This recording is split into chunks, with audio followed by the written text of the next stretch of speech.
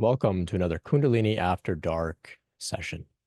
I'm your host, Brent Spirit, and I'm here on Zoom with 10 others. We've got a few listening in on YouTube as well. Thank you all so much for joining us live.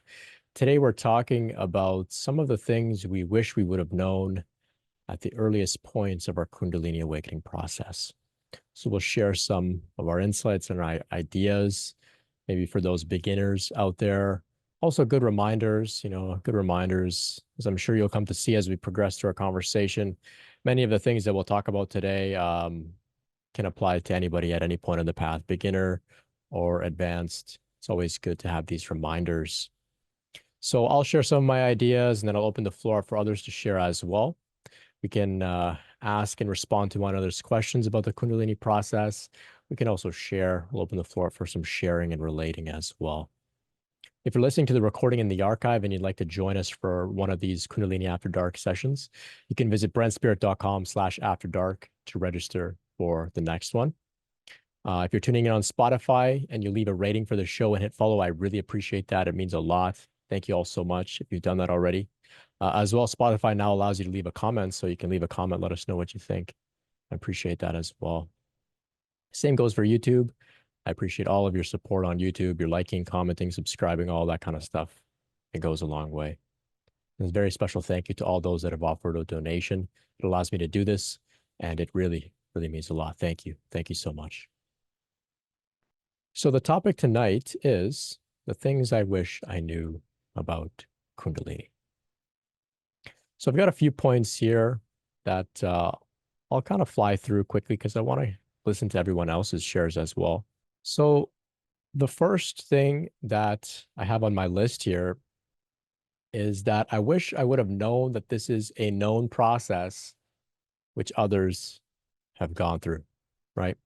Often people come into this and it is so unusual, so out of the ordinary, so difficult. And without, having heard that others have gone through this, without having heard that this is a documented process, without having made the realization that virtually all spiritual or religious or mystical traditions are, oriented around this process. If you really look into it, it can be very, very confusing. Now, not only can it be confusing, it can also lead a person to either become grandiose, right? So thinking that they're very special, especially if their awakening comes with, some pretty, fantastic experiences. Maybe there's psychic abilities, psychic powers, incredible expansions of consciousness, incredible, orgasmic explosions of energy. This can cause a person to maybe become a little grandiose because they may think, wow, I'm the only person that's ever gone through this. I'm the only person that I know. I must be very special. I must be, the second coming of Christ or something like that. So it can cause a person to become quite grandiose. Now, on the flip side of that, it can cause a person to also feel very victimized, especially if their process is very difficult. So they may think, wow, I'm having all of these emotional purges happening. I'm crying, I'm shaking, I'm vomiting. The things that I used to be interested in no longer interest in me. I don't know who I am. Nobody understands me. So this can cause a person to feel, like a victim. They may say, I'm the only person going through this ever. This is so horrible. This is so terrible. So on either side of the coin, we have, immense victimhood, and then we have immense grandiosity. So if we could just raise awareness about this process and let others know, not so much about the specific details of the process, but just let them know in general that this is a known thing. It is documented. Many, many people have gone through it, are going through it. Some people, of course, are speaking openly about it. Some people have written many books about it and things like that. So the more we can raise awareness about it, I think that can help a lot, right? It normalizes the process, and it also keeps our ego in check from going too far off on, either end of the spectrum. So that's probably the first thing that I wish I would have known right off the bat. I was fortunate enough, it only took me a couple of weeks to really put the pieces together and realize, okay, I'm going through something that's, it's been written about extensively, it's been talked about extensively. So then I was able to, find the right information that I needed. But I know many people that go through this for years, decades even, without having realized that this is a known, documented process. So that's part of my mission here, just to raise awareness about this, just to say, hey, yeah, this is a real thing. It's a known thing, right? That can be very helpful. So as we share today, that's what we're doing for one another. We're just normalizing it, right? Normalizing it. So the next point I have on my list here is I wish that I would have known that the body is very important in spiritual development. So it's not something to be escaped. It's not something to be dropped or discarded, right? So I came from certain spiritual cul-de-sacs, if you will, which um, were very dismissive of the material world. We're very dismissive of the body. It was almost like the body was this burden. It was like this heavy, dense, low vibrational meat suit that was limiting the, expansive, limitless spirit. Right. So the body was like, it's just an illusion, the material world. This is all a matrix. This is all just like a dream, including the body. We have to kind of escape off into a state of non-dual awareness or escape off into a meditation and find peace in a pure state of consciousness. So the body was almost treated like it was like this immense, this thing in the way.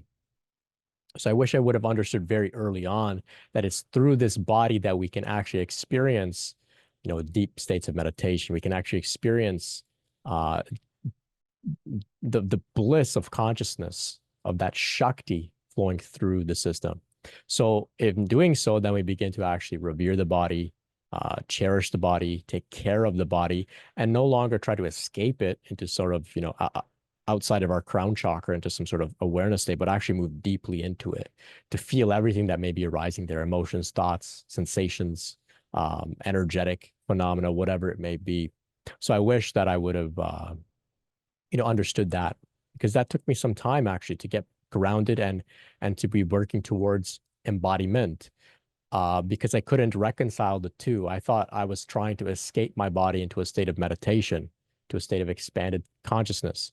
Then meanwhile, this body's going through all of these strange things during Kundalini process, and I couldn't make sense of it. And so eventually I came to see that the body is everything. The body is everything. The relative world is everything.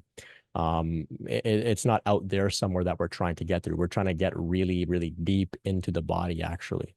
So that's what I wish I would have known. I wish I would have known that I should be, working to relax my nervous system, to practice relaxation of the body, right? Of the body. And I say practice because I see it as a practice. We have to practice relaxing. It's not easy. It's not easy to do. It takes skill to actually be able to relax. And that has to do with coming deeply into the body, deeply into the body. I wish I would have also known that everyone's process is unique and that there's no fixed or linear progression. So many people may come to me and say, hey, look, I read this description of Kundalini. I'm not going through that. When will I go through those things? Why haven't I gone through those things? And they kind of think that something is wrong because they see that, they may hear one description of Kundalini awakening and think that's what the journey is all about. So they begin to compare too closely, right? And that can cause a lot of distress, a lot of confusion, sometimes jealousy, sometimes victimhood, sometimes grandiosity, right? To think they're so special or that they're a victim for not having some of the experiences they may have read about. So I wish early on I would have just known that this is very unique for everybody. Take any one person's example and just take it very loosely, take it with a grain of salt. Also, acknowledging some of the issues that come up when people describe their experiences. One, there's very few words to describe these things. It's almost impossible, if not impossible. Two, sometimes people withhold details because they're difficult to talk about. They don't remember. Sometimes we don't remember some of these things that we go through because we're in a sort of altered state of consciousness. Sometimes people withhold out of shame, or it's still something they're working on processing. Sometimes people also embellish, exaggerate. Um, Sometimes it's intentional. Sometimes it's not necessarily intentional. It's just like I said, there's no real words to describe it. So, I thought of an example where I may have embellished or exaggerated, and I described my major Kundalini rising as being, like the power of 1,000 orgasms, right? But that's just a hyperbolic example, right? But maybe yours wasn't. Maybe yours wasn't the power of 1,000 orgasms. It doesn't matter, right? It's just something I made up, right? So we also see in ancient texts, we see exaggerations and metaphors and symbols used to depict this process. But we have to understand that these are, it's art, it's poetry. It shouldn't be interpreted as science. It shouldn't be interpreted as, a logical, rational truth or descriptions of this process, right? It's just an attempt to describe something beyond words altogether. So we honor our personal progress, our personal process, and our progress, sure. We compare each other's journeys very loosely, more so out of curiosity. We take what works for us, we leave behind what doesn't.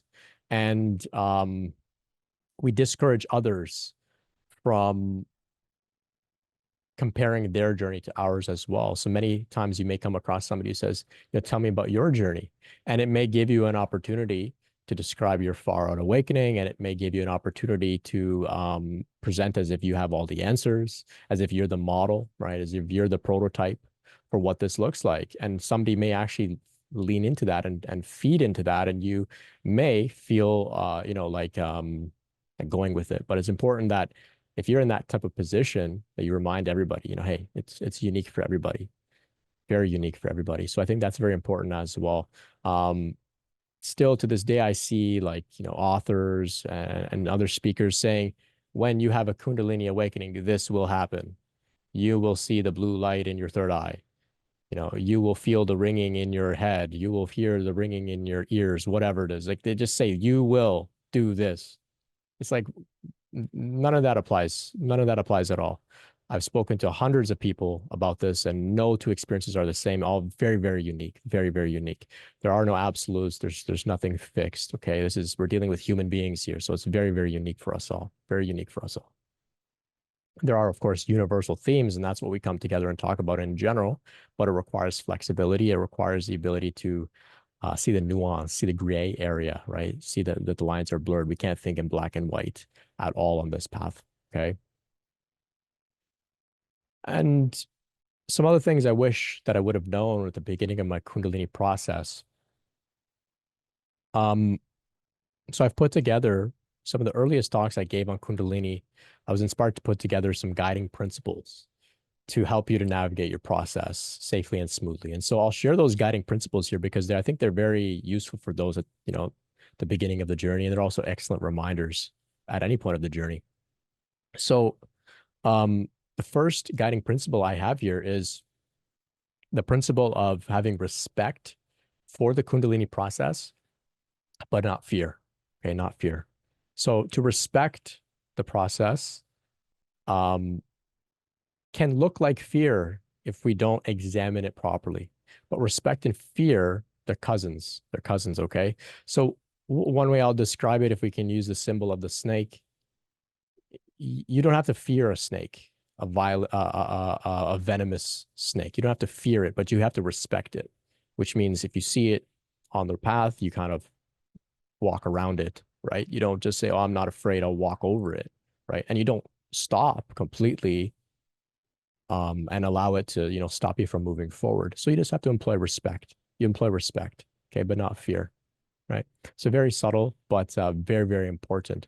So we're not trying to be careless with our relationship with this force, with this energy. We're also not trying to avoid it altogether, right? But we're trying to move in a respectful way, in a relationship with it, okay? So the next principle I have here is to surrender. To surrender. So we practice surrender, just like how we practice relaxation. We practice surrender. It's a skill. It takes time, and it's something that we can always develop and go deeper and deeper. So we practice it by contemplating what we're surrendering to, which is some sort of higher power, some sort of intelligence beyond our mind that's capable of carrying this process out without us micromanaging and controlling every little detail, right? So the best example I've come up with is that we surrender to this process in the same way that we surrender to puberty, right? As children, we're so innocent, we don't even have the idea of trying to control puberty, right? We don't even have that idea. But as we go older, we become adults, we have this idea of control, and we try to apply that type of control to the spiritual transformational process, to the Kundalini process, which is, it's as silly as a child trying to control their puberty experience, right? So we want to practice surrender. We practice surrender. Next, we want to practice the principle of observing everything that arises with unconditional loving awareness. right? So this means simply allowing whatever's coming up to come up. Kundalini is going to bring things up. It's going to bring emotions up. It's going to bring thoughts up. It's going to bring experiences up in the body, somatic experiences, memories, right? Things are going to come up, right? So we don't resist it. We don't try to control it, right? So we observe with unconditional loving awareness. So unconditional means, of course, without condition, without judgment. It's for we observe everything, right? Not just certain things, not just the nice, comfortable things, but everything. The darkest things, the most evil thoughts we may have, the most violent thoughts, the scariest thoughts, everything. We observe all of that, right? With loving awareness. So loving awareness. Awareness means the spacious field within which those phenomena arise. So we practice that awareness. We observe, we watch, we listen. Okay. We hold space for ourselves as we have all of these experiences. Next, we want to practice loving awareness. So what is loving awareness? Loving awareness is the awareness that isn't just neutral. It doesn't just hold space. It doesn't just sit back and watch. It actually reaches for and embraces. It's an active practice. So we love, we reach out, we say, come here, painful emotion. I want to bring you a little closer. I want to feel you a little more.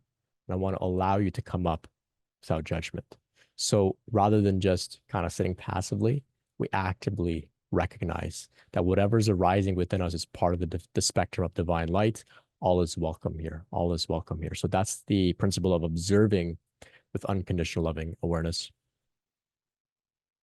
Next, we want to embrace the safety of meditation, embrace the safety of meditation.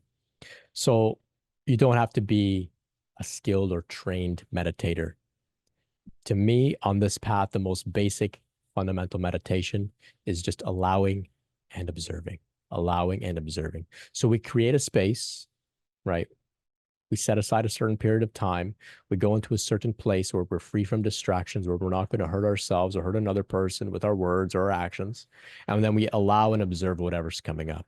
So that's meditation. So that's where we can always go when things get difficult, right? We always go into our meditative practice when things get difficult, rather than avoiding, rather than distracting or escaping. We lean into it. We move into it. We move through it. And in our space, we're safe. We're safe, right? And we're safe to experience, think, or feel anything that may arise, right? So I had a simple protocol. I said I would sit in my bed, I would meditate. No matter what came up, I wouldn't hurt myself, right? And I wouldn't pick up my phone and I wouldn't call someone else and start yelling at them and saying, oh, you did this to me 5 years ago. How could you? I said, those are the two things. I won't hurt myself and I won't involve another person unnecessarily in my healing process. Here in my bed, anything can go, right? Whatever comes up, it would just be a thought, an emotion, a memory, a feeling, a sensation in my body. That's it. I'm safe. And of course, nothing lasts. Nothing lasts. So that was how I found safety in meditation. The next guiding principle I have here is to listen with humility. Listen with humility. So we may receive inner guidance directly from the intelligence of Kundalini Shakti, directly from what I like to call the divine mother, or our intuition, or our higher self, or God, or the divine, or the universe, or our guides. So we listen, we open up and we listen with humility, right? We have to say, I don't have all the answers. This is a mystery. This is a mysterious process, right? It's like a child going through puberty, right? What's on the other side, they may not necessarily know, right? So it's like that. So we have to just say, hey, I'm here, I'm listening. I don't know what I'm doing. I've never done this before, right? So we listen with humility. And in the same way, we can also turn to teachers, books, guides, talks, one another as well. We're going to share together tonight. So we listen to one another with humility as well, right? To just say, hey, what reminders are out there for me? What new insights, what new experiences, what new ways of putting this are out there for others to share with me? So we listen with humility. And that really helps us to, one, embrace the teachings, the insights, the guidance that comes, and also helps us to chip away at any arrogance, any sense of control, any grandiosity that may arise, right? And then finally, the final principle I have here is to feel everything. We feel everything, right? That's just the way. We feel it all, thoughts, emotions, sensations, allow it all to come up, feel the textures of them, feel the frequency, how their vibration is. We feel all of it, knowing that all of it comes and goes. It doesn't last forever. And if we practice safety, well, then there's no harm, right? Whatever comes up, we can feel it all. We can feel it all. So those are some of the things I wish I knew about Kundalini. I'm going to open the floor up and I want to hear from you all about some of the things that you wish you would have heard at the beginning of your journey, or maybe it's something you heard recently. Would love to hear from you, as well as, for those listening out there who may be new to the path. Like I said, maybe you're advanced. These are also great reminders as well. You can also share if you have something to share about something interesting that you've experienced on your path recently, or maybe something coming to you that you feel like opening up about. We're here to hold space and listen and enjoy whatever it is you have to share. All is welcome here. Maybe you've got some questions for myself or the group. I'll do my best to respond, but I'm going to open the floor for others to respond as well. So we'll take what resonates, leave behind what doesn't. We'll practice discernment and we'll share openly. So before I go over to those who would like to share, I want to invite you to check out kundaliniawareness.org. It's a free directory of licensed mental health professionals with direct lived Kundalini awakening experience. We've got a collection of stories. We've got a list of resources, books, videos, peer support groups like this one. Check it out, kundaliniawareness.org. It's all free. It's just what I'm doing to give back and raise awareness about this, because that's, like I said, it's the number one thing that I wish I would have known very early on. This is a known process, a documented process. You can also visit brentspirit.com for more free content like this. I've got a course, Grounded Spiritual Emergence and Integration, if you'd like to check that out. And I've also got some slots open for some one-on-one meetings if you'd like to go deeper with me. So with all that said, this is Kundalini After Dark. I want to hear from you all. Hi, Brent. Thanks for the space. Hi, everyone. Look, it's kind of a question. Something that I wish I'd known was that I went through a period of what felt like some kind of persecution.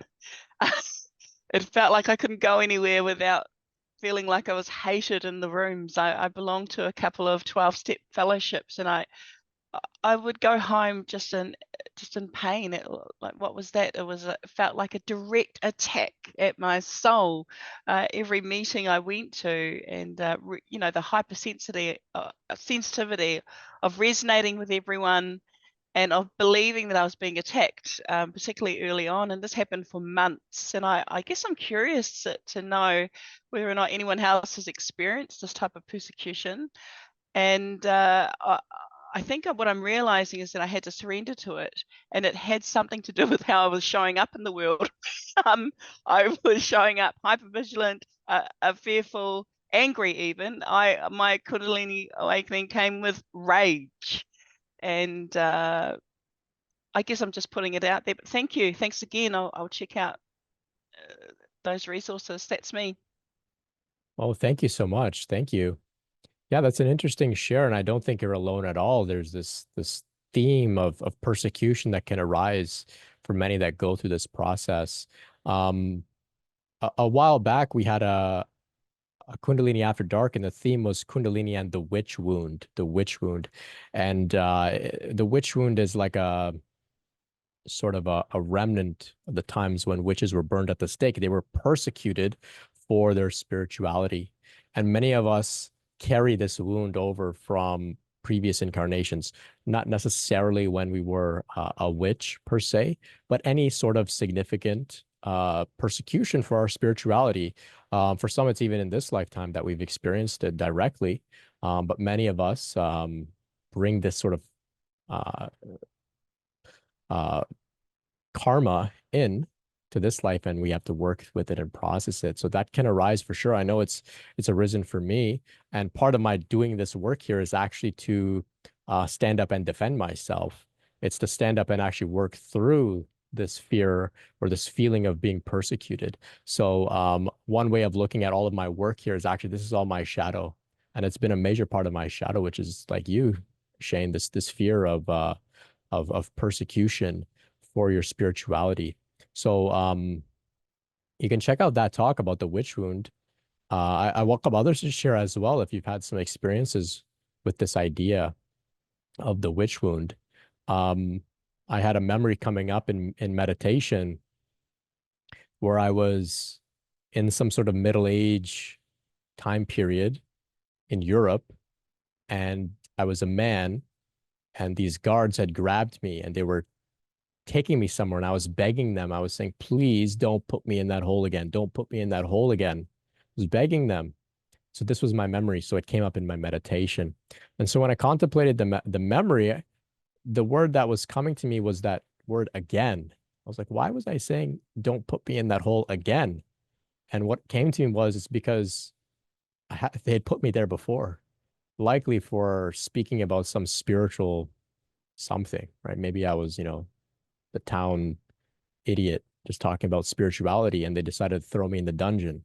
And it seems that when they released me, I went and did the same thing again anyway, right? And they threw me in again. So that fear is there, right? I'm smiling and laughing about it now, but I can imagine, or maybe I could say I can remember that lifetime being thrown in this cold, dark, wet dungeon, not knowing when I'm going to be let out, as being quite a traumatic experience.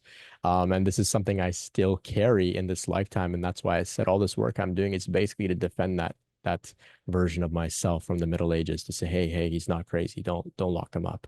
Um, so that's a little bit about my experience with persecution. I'm curious if any others have some feelings about that. You're definitely not alone here in this community. I don't think anybody's going to persecute you. If anything, we're celebrating that you're here with us, saying, hey, another one. So thank you. Thank you. Anything comes up for you, Shane, as I share that? But yeah, I hear what you're saying. I'm going to look it up. I'm going to research. Look, I'm early. I'm a year in and learning. And like you, thought I was alone. Massive grandiosity.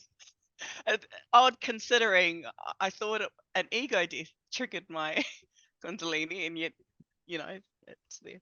I want to say that I felt a shift in the energy yesterday when I went to a meeting, and all of a sudden, something's changed. I don't know if something's happening cosmologically, or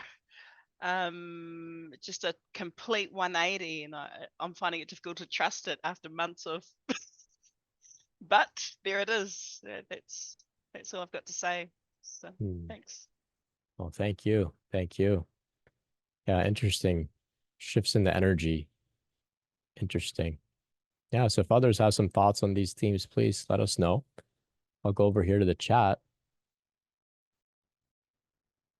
Violet's commenting here on, I guess, one of my things I wish I would have known throughout the Kundalini process. She's sharing that's precisely what I thought when I heard people describing Kundalini, exaggerations, even delusion.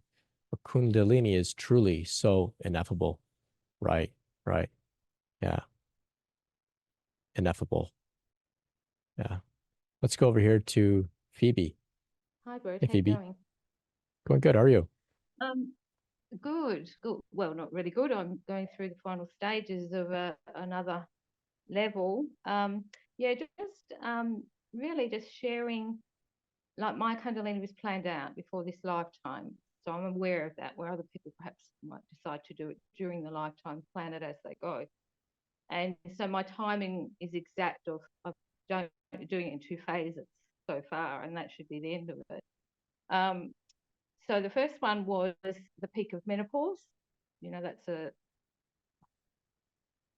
I guess it's a time where there's great opportunity to get the Kundalini started, and it was not gentle. None of it has ever been gentle, and I've had to have a practitioner help me through that, but I managed to get over that stage. And then this second one is brutal, absolutely brutal, but I am working with body.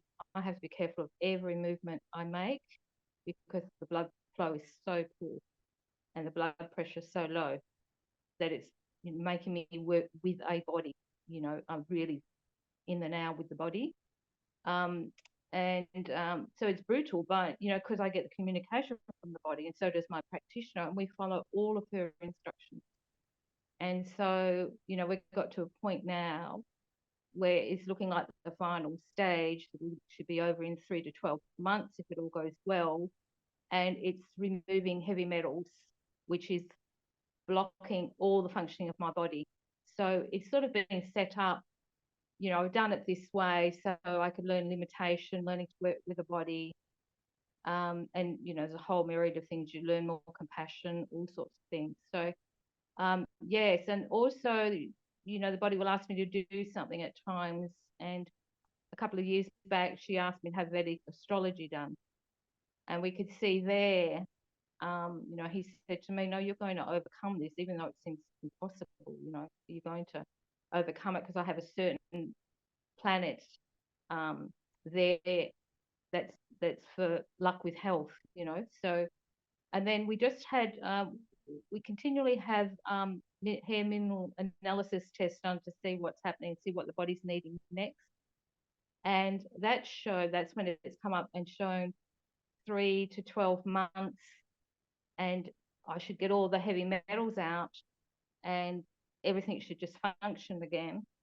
And that lines up with the Vedic astrology. So I'm being taught the importance of all these things, the Vedic astrology, you know, really authentic of Vedic astrology, and working with the body. I mean, it seems to be like we're really grounding into the earth more, if anything, you know, really working one more with all of nature. I have lots of wonderful things happen with nature, and someone said to me recently that that's a sign that you're progressing more, because you're just blending into nature more. So yeah, so my Kundalini is quite different to everyone else's that I seem to come across. But you know, it's as I planned. It's the stage that I'm having to go through. So yeah, so I just wonder, you know, where people think, you know, just go with the flow with it and everything. Well, mine's completely opposite. I have to be on the ball 24/7, really, helping the body go through it. So yeah, just throwing it up there for the discussion, because there will be other people having a very, very hard time with it, and you know, that might be helpful for them. Fascinating, fascinating. Thank you, Phoebe.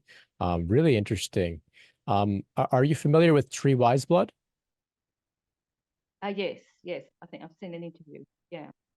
Yeah, so I did an interview with Treewise Blood. She's based out in Australia, and she's incredible, incredible. She has a book called Hot Flush Dark Cave: One Woman's Spiritual Yeah. Transformation Through Menopause. Yes. You're familiar with her work?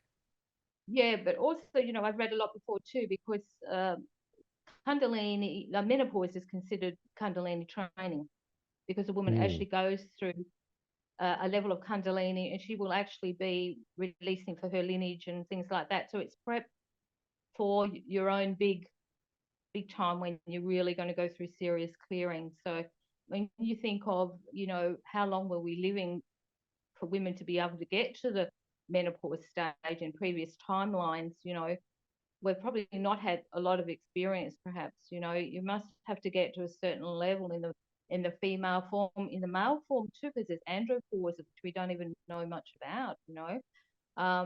Yeah, so it's all this sort of training and preparation with the body to be able to then go on to bigger things.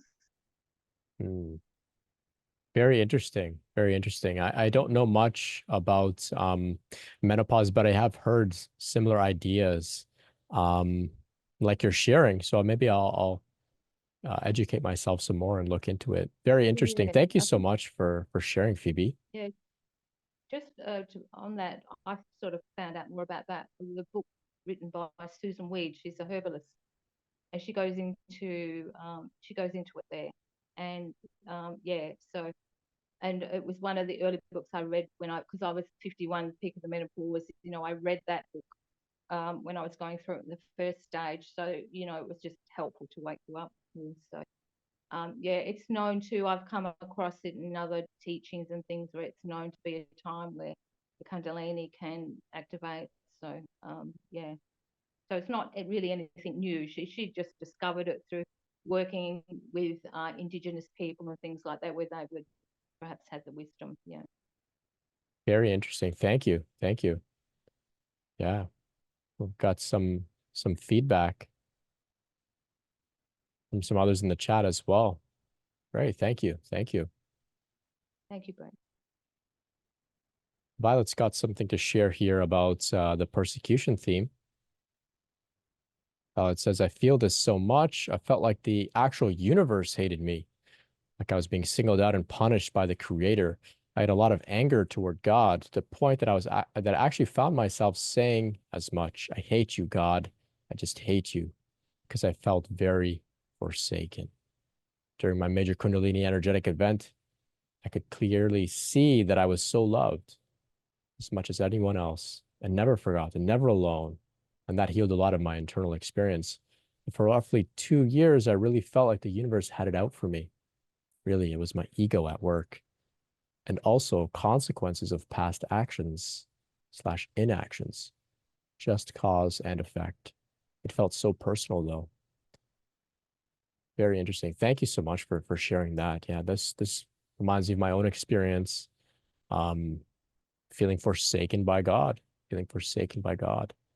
But isn't that the fundamental theme of the dark night of the soul, right? To feel abandoned, to feel forsaken. And of course, the dark night of the soul comes to an end. BB is sharing here, I'm tired of the urge to hide my Eastern books from my Christian relatives. Colin's adding here, hiding my books on quite a few occasions. Right. Yeah. I've been there too, for sure. Let's go over here to Noemi. Hello. Hey there, Noemi. So I think it's interesting that the persecution and like the fear of being seen type was brought up, because I recently kind of went through a bout of that, because I already know that I have that kind of fear of being seen, using my voice and like being like loud in a sense, like my energy being loud. Like growing up, I was always kind of wanting to blend in, and now I'm realizing that that's not what I'm meant to do. Like I'm not meant to like be in the background and stuff like that. So it's been like challenging, I guess, kind of putting myself out there and stuff. But I just wanted to tell a story about recently. It was probably about 3 weeks ago, where that kind of it sparked up for me, like that fear of being seen. Actually, fear has been like a big subject for me um the past month or so. And um as you guys probably know, like fear is like in the root, like your safety, your security, and kind of your foundation in this world, and to yourself and to your body. So I've been like having pain. Like I had pain for a few weeks in my like sciatic, and like kind of shooting up to my in between my shoulder blades and my neck. So it's like all this like fear was coming to the surface. And then also it's cool that you guys are talking about like kind of like the body as well, because that's also what I've been like connecting to, is my body. And as all of these fears come to the surface, my body is feeling it too. So it's like it's not like me just being so afraid of like, like the lack of control in my life, and realizing like I can't control everything. That's one fear. But it also comes through the body. So I'm like in physical pain as like the fear is coming up. So that's another thing I wanted to say, is like your body's intelligent. Like it's like, in order for these emotions to come up, it kind of has to be paired with the body. Say you're going through a purge moment. At least for me and my personal experience over the past like year and a half, it's been like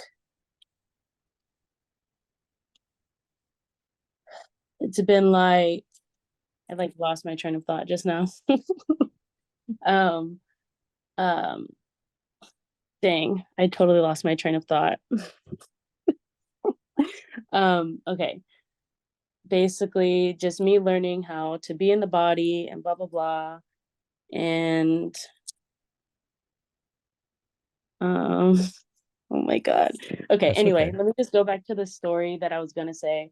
So a few weeks ago I went to a show, like a rave, and that day I actually like took acid. So as you guys know, or maybe don't know, whenever you take psychedelics, it does like wake up the Kundalini in your body. And this is not me like recommending this to anybody to go and do this or anything, but this is what I did, and just because I wanted to. And so basically what it did is it like woke up like this like it triggered this like fear, because like at these shows there's a bunch of people like dancing and doing this whole thing, and pretty much not caring about what anybody thinks. So that kind of like sparked that fear in me of like, oh, like they look so free, they look so happy, you know, and I'm just like sitting in the back crying because I'm like, oh my God, like it's so easy for them, you know, like obviously like the ego's like in my face talking about, oh, it's so easy for them and it's so hard for me. And then it was just this loop of like fear. And as this fear is like I'm feeling it, my back is like shooting in pain. I'm just like sitting in the back, like from my lower back all the way up is just like throbbing, and it's just like on repeat, like just this fear. And I kind of like had a realization that the only way to get over the fear of being seen is by actually physically getting up and like putting yourself in positions where people are looking at you or whatever. Because more times than not, people aren't even looking at you. People aren't even worried about you because they're worried about themselves. You know what I mean? And even if they are worried about you, that's more than likely a projection, but that's a whole nother thing. And so yeah, so one thing that I've learned about the fear of being seen is like that, at least for me, like I have to get up and do things that make me uncomfortable. So I'm sure like a lot of the people here kind of have that fear of like speaking up for themselves, advocating for others, um, talking in front of crowds, just in any way being who you are in front of people. So that's kind of something I've been working on. That it's getting easier and easier. Like even in this like space, it's been so scary for me to like raise my hand and like talk, but like it's getting easier and easier because I'm pushing myself to do it. Like for the first few times that I talked, it was like my heart was like beating out of my chest, like terrified to like say something, even though it's in a group of people that I know aren't going to judge me and that, you know, have probably gone through some similar things. It's still scary to me, but it's getting easier and easier the more I'm putting myself in these positions of like talking and just being who I am in front of people, no matter what they might think. But yeah, so that, and then also I've noticed that when I'm going through like these like phases of Kundalini, I guess, and like these kind of lessons in a way, it's like paired with like sickness a little bit. Like these past few weeks have been kind of hard for me. But I finally got to a place where I'm like at peace and I've released so much fear and like I'm not really having any back pain unless I'm sitting for too long. And now I'm like I have like a sinus infection right now. So like my ears are all messed up, my throat, like congestion, all this stuff is coming up. Like obviously a lot of boogers are coming out, like out of my body. So it's like this process, it's like it will push things out of you too. Like, and what I've learned for me is like I've gotten sick a lot this past year. And it's all been like for me, I have a different awareness to it now. Like being sick, I have a different awareness to than I ever have in my life. Cause it's like now I look at it as a way that my body's like helping me push things out. Because it's like, yes, energy and like crying and being sad and feeling things is like energy moving through the body and out.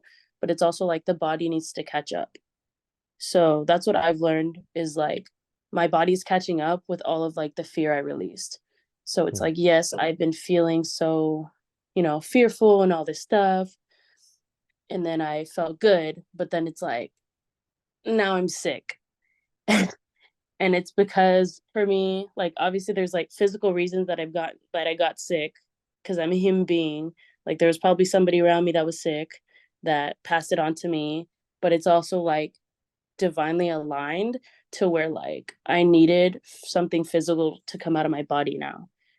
Um, so that's something that I've also learned is like it all like it's happens very like in a way linearly, and it's just so crazy. Like it's so interesting that all this stuff is like all of this has been on my mind and on my heart for the past month. and you guys are talking about it a little bit. So I thought, why not say something? Yeah. But yeah, that's me. Thank you. Well, thank you so much for sharing. Lots of great themes there. Lots of great themes there. I know sickness was definitely a theme for me that I recognized, like you, paralleled themes on my Kundalini journey as well. Purging, also forcing me into states of rest. If I was not willing to rest like I needed, I would get sick and forced to rest. So I caught on that the sickness was kind of lining up with some of the events in my journey. So thank you, thank you. I know that's going to speak to some others out there as well. Thank you.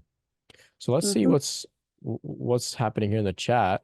Got a question from Shiv, but I see that Davina's commenting here something that I think is relevant here, because like I was speaking about sickness for myself, we don't want to engage in what Davina's talking about here, which is spiritual bypassing. So we don't want to say, oh, I'm getting sick, it must be part of my spiritual process. Like sometimes you're sick and that's just part of life, and you've got to, you know, do what you have to do when you're sick, and it's got nothing to do with your spiritual awakening per se. So Davina is sharing here, I wish I knew what spiritual bypassing was, and that I wasn't meant to transcend the body, but to fully and consciously really live in it. I wish I knew I wasn't alone, that there was such a thing as teachers and communities, that waking up and going back to sleep wasn't a mistake I made, but that it's a process of awakenings and a process of trauma rising to be met with love. I wish I knew this was all about love. I wish I knew I wasn't losing God every time the light seemingly went out again. Pure poetry. Pure poetry. Thank you. Thank you, Davina, for sharing that. Yeah. Lots of cheers in the chat there. John's sharing here. Awakening is a series of softenings. Oh, I like that too. I like that too. Thank you. So we'll go up to Shiv's question here, which was, my meditations have gone dry. Will they ever feel good again? I don't notice a single difference from meditating 1 hour a day.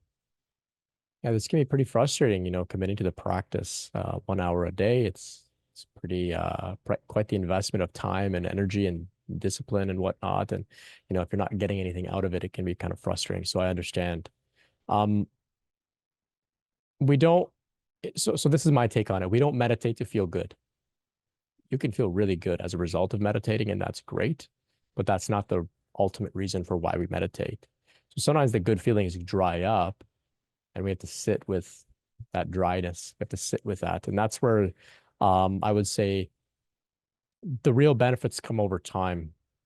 If you're able to sit with the dryness and detach from any attachment to good feelings or peace or bliss or expanded states, sometimes you may even get attached to purging, because you know that purging is healing. And so you get kind of excited that something is happening. Sometimes we would rather something happen rather than nothing, right? We would rather have at least some emotions come up than total dryness, right?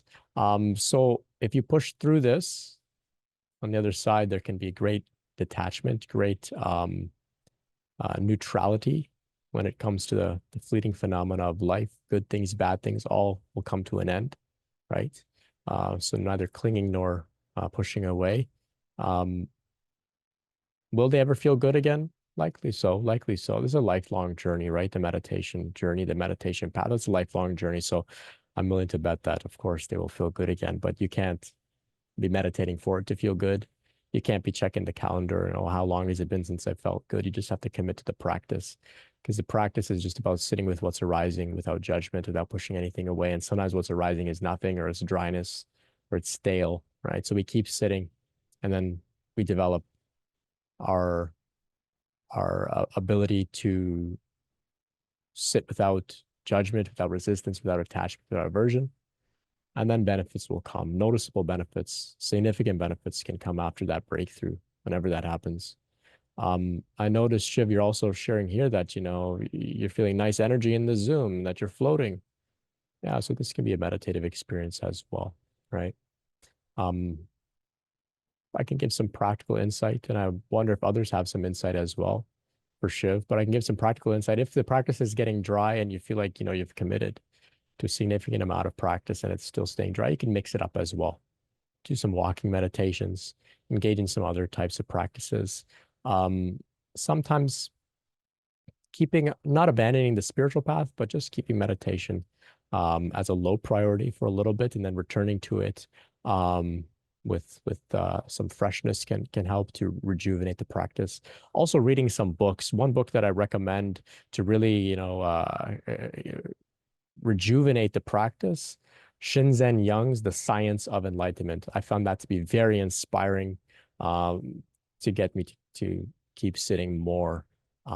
The Science of Enlightenment, excellent book. So you might want to check that one out. What I wish I'd known is that how long the whole process lasts in terms of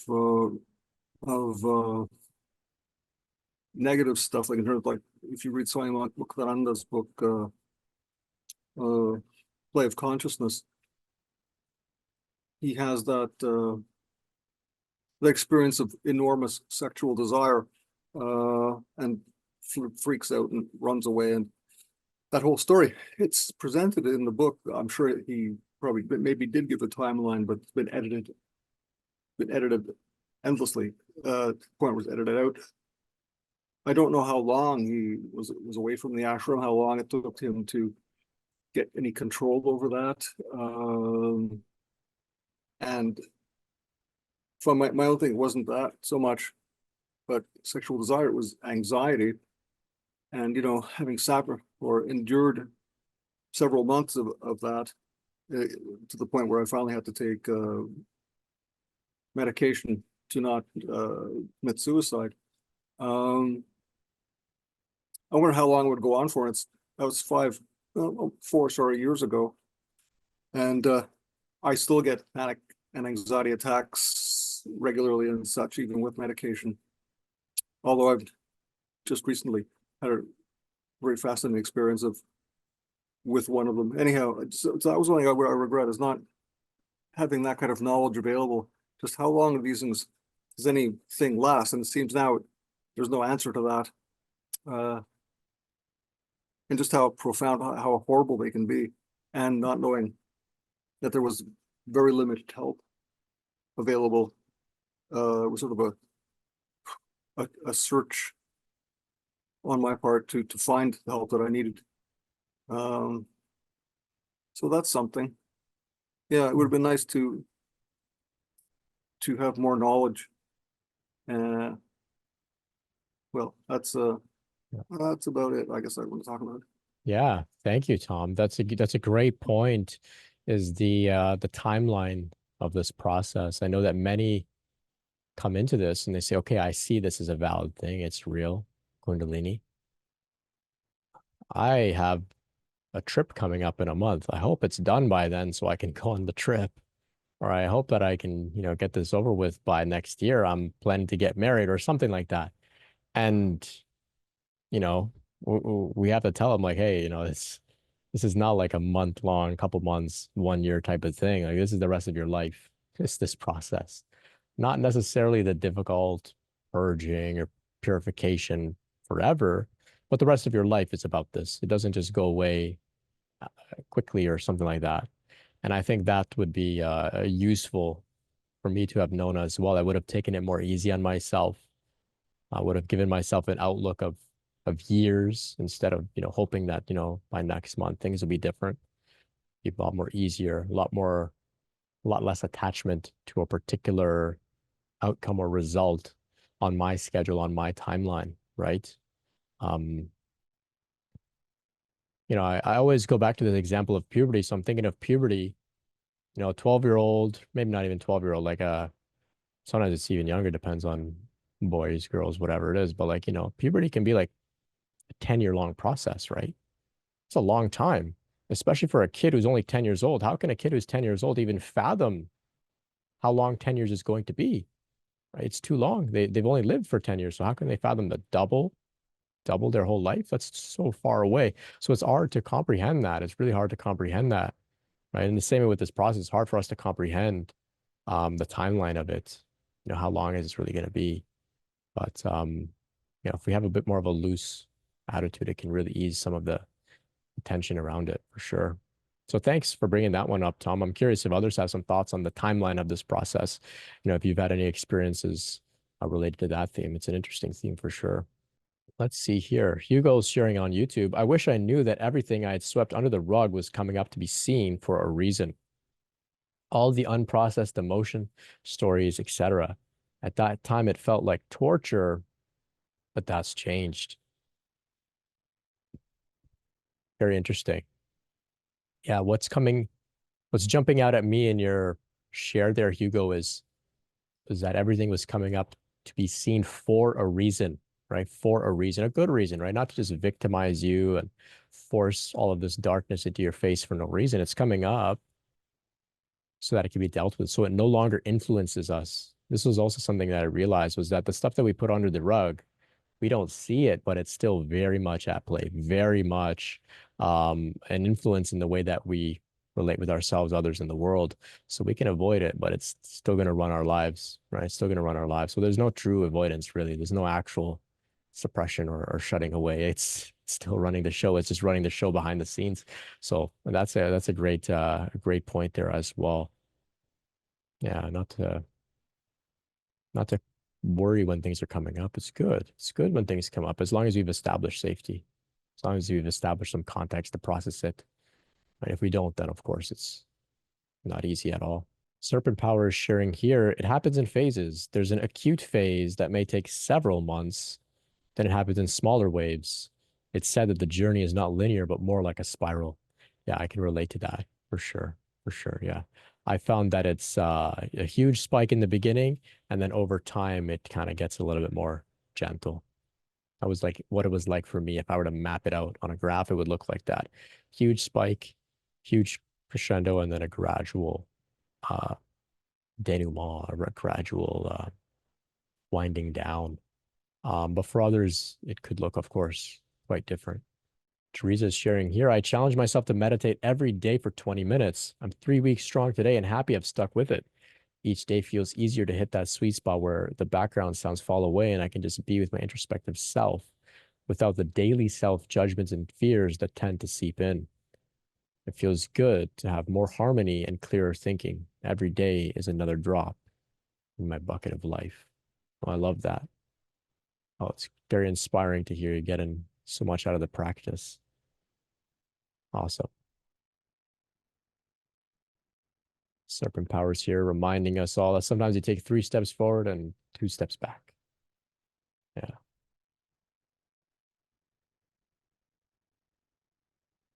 Davina shares here. If I look back, it seems the aloneness and wrong turns were orchestrated perfectly. Everything I did not know, it wasn't my time to know. I'm so grateful to know now. Brilliant. Yes. Yeah, everything I did not know, it wasn't my time to know.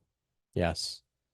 So I like to contemplate that and then sit here today and wonder, what am I going to know in the future that I don't yet know that isn't relevant for me to know now? So many things, everything. I don't know much at all, really. Right. It's exciting to think. And John reminding us here, when the student is ready, the teacher will appear. Kat sharing here about the Insight app for meditation, motivating for keeping streaks and such. Yes, I use that app. Love it. So Pure Love is asking on YouTube, Brent, was your Kundalini triggered as part of a twin flame connection? So if others have some thoughts on twin flames and whatnot, please share. We'd love to hear from you. So I would say, yes, my Kundalini was triggered as part of a twin flame connection. So my definition or concept of twin flames is that there are certain characters that come to accelerate, catalyze, and amplify and speed up your awakening process.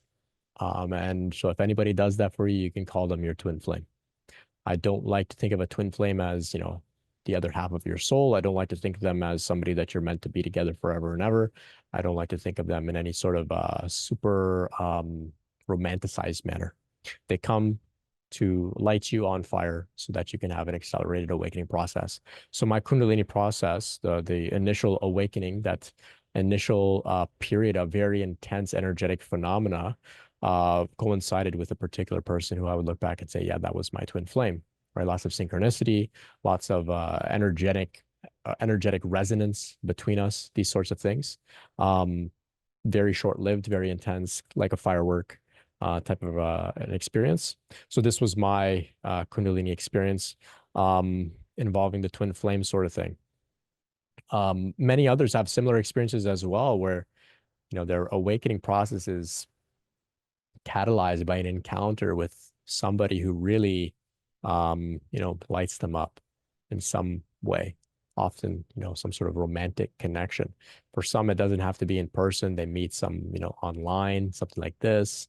There may be telepathy. There may be shared sort of previous lifetime memories together. All sorts of interesting things can happen. And it can be quite challenging because it stirs up all of our attachment issues, all of our fears of abandonment, fear of getting too close, fear of intimacy.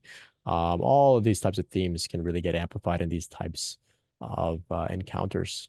So that's a bit about my experience. I'm curious if anybody else has some things to share about twin flames. Got a talk about it on my YouTube channel, where I break down my whole twin flame journey and share my thoughts on all of it. So we'll see if someone else has something to share about twin flames. But until then, I'll look at Shiv's question here, which is, Brent, do you have any personal experience with psychedelics? Yes, I do. I have lots of experience with psychedelics. They've been a pretty powerful tool for me on my journey. Absolutely. Absolutely.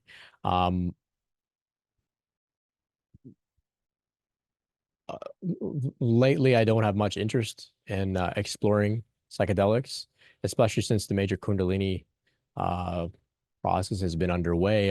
It seems like, I'm having enough of a psychedelic trip, most of the time anyway. So I'm not against them. What I am for is intentional use with reverence, with safety, with research, with planning, right? With discernment. That's what I'm for, as well as intention to do the work after the fact, right? The integration is where the real work happens. So they will show us all sorts of things, but then what we do with what we've seen is what matters. And what we do with what we've seen on the psychedelic trips, that's a lifetime of work that we have to commit to, right? So they're not magic pills.